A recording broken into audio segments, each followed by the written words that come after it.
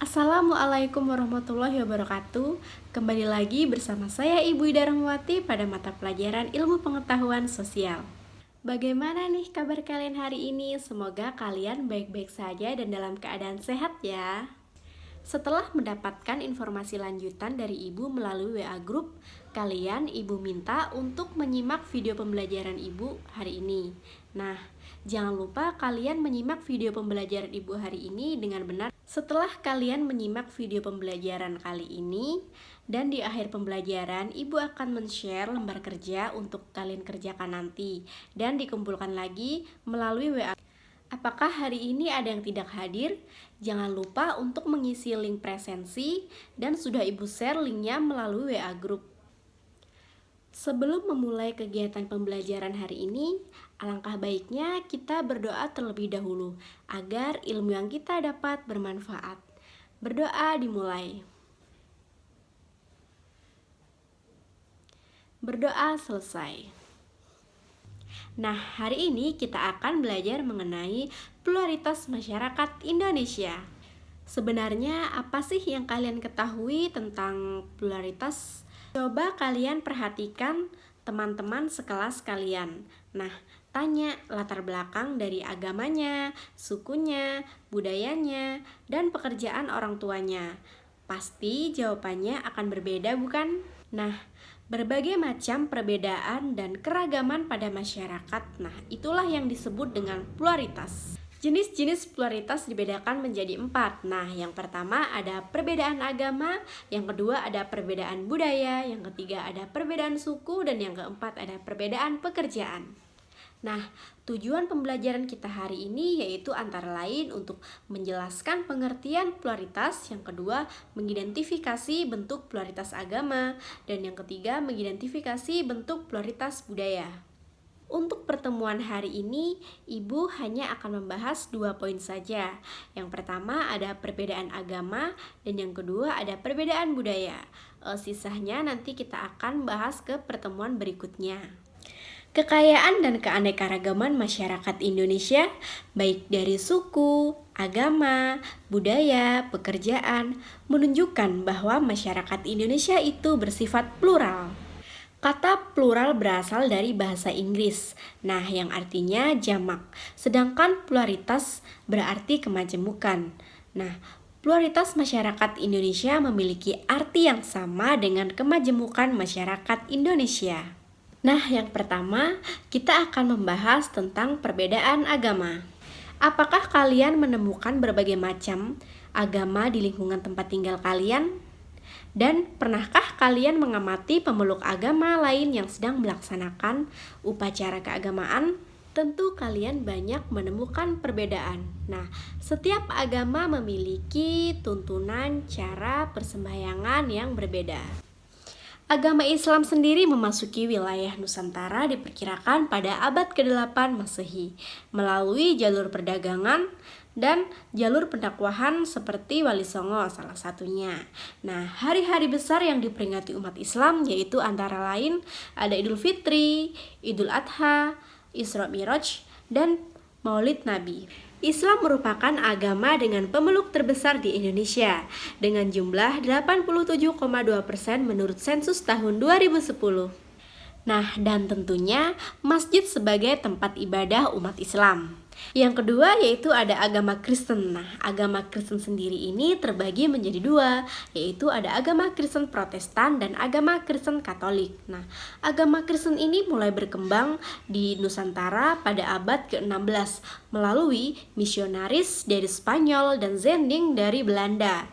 Adapun perayaan hari besar umat Kristen yaitu seperti hari Natal yang diperingati setiap tanggal 25 Desember dan ada juga hari Paskah dan kenaikan Isa Al-Masih dan tentunya gereja sebagai tempat ibadah mereka.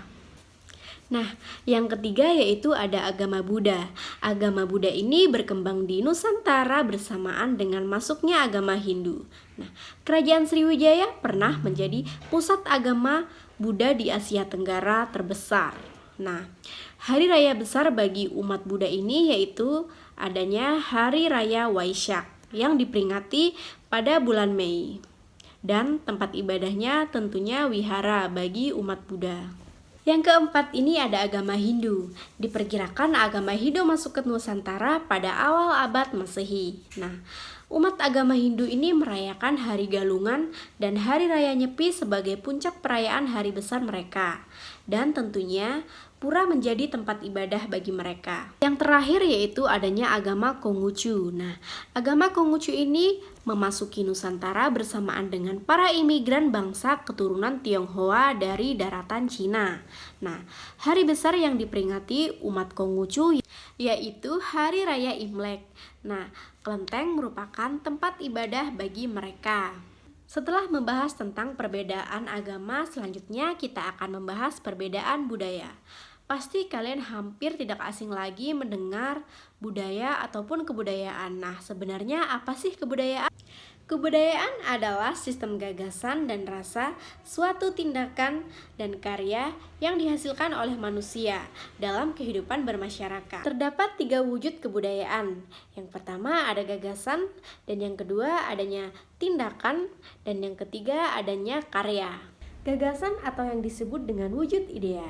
Nah, kebudayaan ini merupakan bentuk perkumpulan dari ide, gagasan, nilai, norma, peraturan yang sifatnya itu adalah abstrak. Nah, wujud dari kebudayaan ini berupa pemikiran manusia. Misalnya nih, berupa tulisan yang berada dalam karangan dan buku-buku karya dari penulis. Yang kedua adanya aktivitas atau tindakan. Nah, ini berwujudkan kebudayaan sebagai suatu tindakan berpola dari manusia dalam masyarakat yang disebut juga dengan sistem sosial. Nah, misalnya nih seperti dari aktivitas-aktivitas manusia yang saling berinteraksi dan mengadakan kontak sosial serta bergaul dengan manusia lainnya. Nah, yang berdasarkan atas adat kelakuan. Yang ketiga yaitu adanya artefak.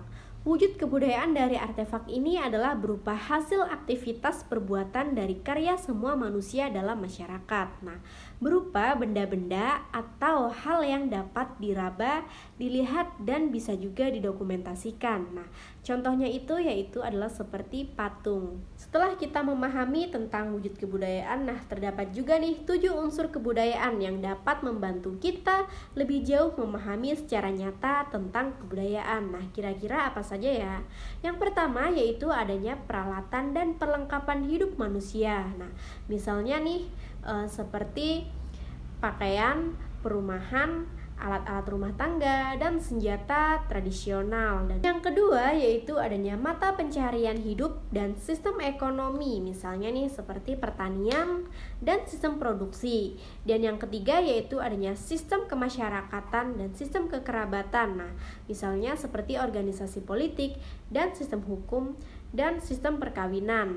Dan yang keempat yaitu adanya bahasa, yang kelima kesenian, dan yang keenam sistem pengetahuan, dan yang ketujuh adanya religi atau sistem kepercayaan.